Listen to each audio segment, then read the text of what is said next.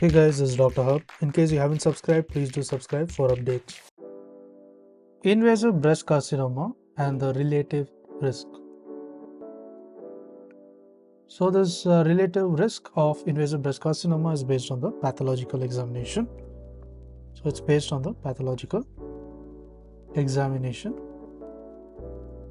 And this is pathological examination of the benign breast tissue. So benign breast tissue, and there is an American College of Pathologists consent statement based on the American College of Pathologists consensus statement. So what does it include? So there is no increased risks. There is no increased risk. This is in terms of the adenosis. So adenosis, the sclerosing or florid, then also the apocrine metaplasia, also the involvement of apocrine and the metaplasia. So apocrine and metaplasia. Next is the involvement of the cyst. So there is involvement of the cyst, the macro and the micro. Under this there is also the ductectasia, fibroadenoma,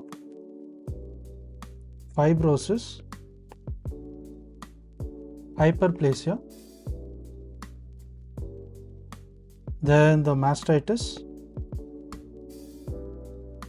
that is the inflammation, and the periductal mastitis, there is periductal mastitis, and the squamous metaplasia. Now let's look at some slightly increased risks. So in terms of the slightly, which is slightly increased risk. So what does this involve?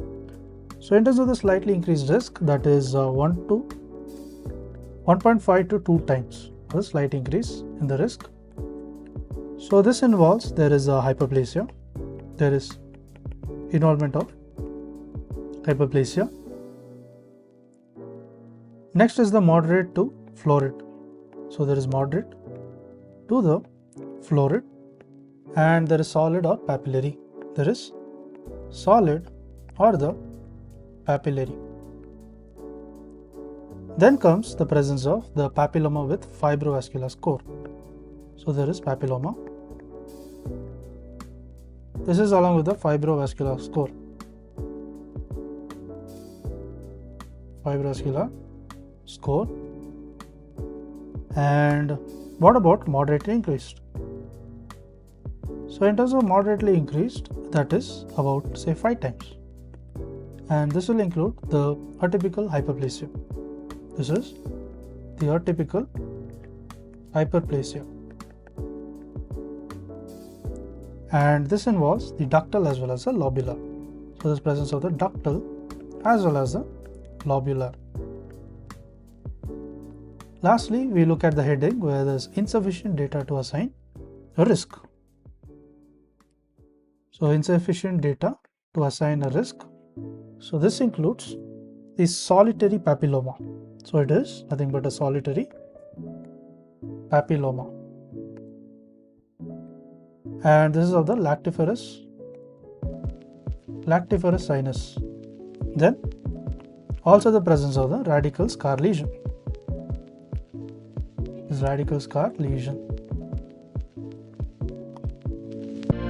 To learn and grow daily like this, please do subscribe.